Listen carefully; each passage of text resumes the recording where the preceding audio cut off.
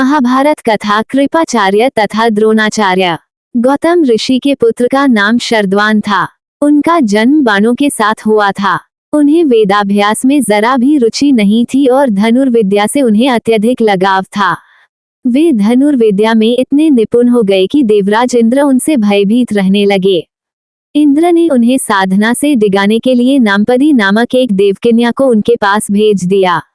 उस देवकन्या के सौंदर्य के प्रभाव से कृप नामक बालक उत्पन्न हुआ और दूसरे भाग से कृपी नामक कन्या उत्पन्न हुई। कृप भी धनुर्विद्या में अपने पिता के समान ही पारंगत हुए। भीष्म जी ने इन्हीं कृप को पांडवों और कौरवों की शिक्षा दीक्षा के लिए नियुक्त किया और वे कृपाचार्य के नाम से विख्यात हुए।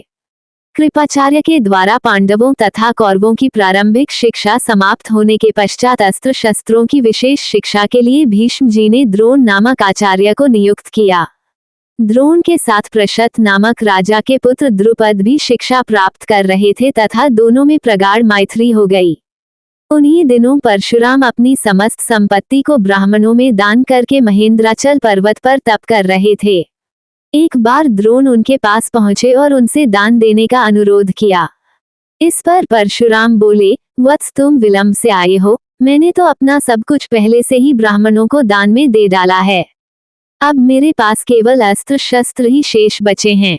तुम चाहो तो उन्हें दान में ले सकते हो। द्रोण यही तो चाहते थे, अतः उन्होंने कहा, हे गुरुदेव, आपके अस्त्र शस्त्र प्राप्त करके मुझे अत्यधिक प्रसन्नता होगी, किंतु आपको मुझे इन अस्त्र शस्त्रों की शिक्षा दीक्षा देनी होगी तथा विधि विधान भी बताना होगा।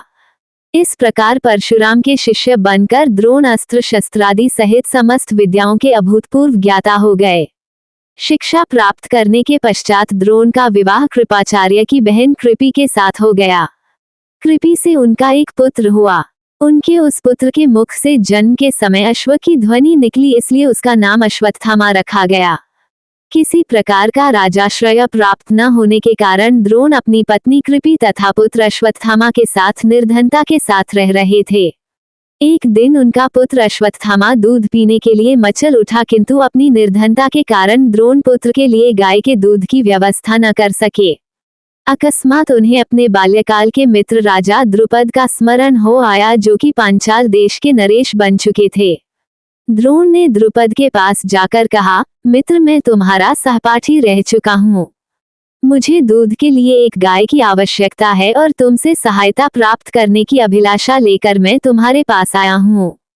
इस पर द्रुपद अपनी पुरानी मित्रता को भूलकर तथा स्वयं के नरेश होने के अहंकार के वश में आकर द्रोण पर बिगड़ उठे और कहा, तुम्हें मुझको अपना मित्र बताते हुए लज्जा नहीं आती? मित्रता केवल समान वर्ग के लोगों में होती है, तुम जैसे निर्धन और मुझ जैसे राजा में नहीं। अपमानित होकर द्रोण वहां से लौट आए और कृपाचार्य के घर गुप्त रूप से रहने लगे। एक दिन युधिष्ठिर आदि राजकुमार जब गेंद खेल रहे थे तो उनकी गेंद एक कुएं में जा गिरी। उधर से गुजरते हुए द्रोण से राजकुमारों ने गेंद को कुएं से निकालने लिए सहायता मांगी। द्रोण ने कहा, यदि तुम लोग मेरे तथा मेरे परिवार के लिए भोजन का प्रबंध करो तो मैं तुम्हारा गेंद निकाल दूंगा। युधिष्ठिर बोले, देव, यदि हमारे पितामह की अनुमति होगी तो आप सदा के लिए भोजन पा सकेंगे। द्रोणाचार्य ने तत्काल एक मुट्ठी सीख लेकर उसे मंत्र से अभिमंत्रित किया और एक सीख से गेंद को छेदा। फिर दूसरे सीख से गेंद में फंसे सीख को छेदा। इस प्रकार सीख से सीख को छेदते हुए गेंद को कुएं से निकाल दिया। इस अद्भुत प्रयोग के विषय में तथा द्रोण के समस्त विषयों में प्रकांड पंडित होने के विषय में ज्ञात होने पर भीष्म पितामह ने उन्हें राजकुमारों के उच्च शिक्षा के नियुक्त कर राजाश्रय में ले लिया और वे द्रोणाचार्य के नाम से विख्यात हुए।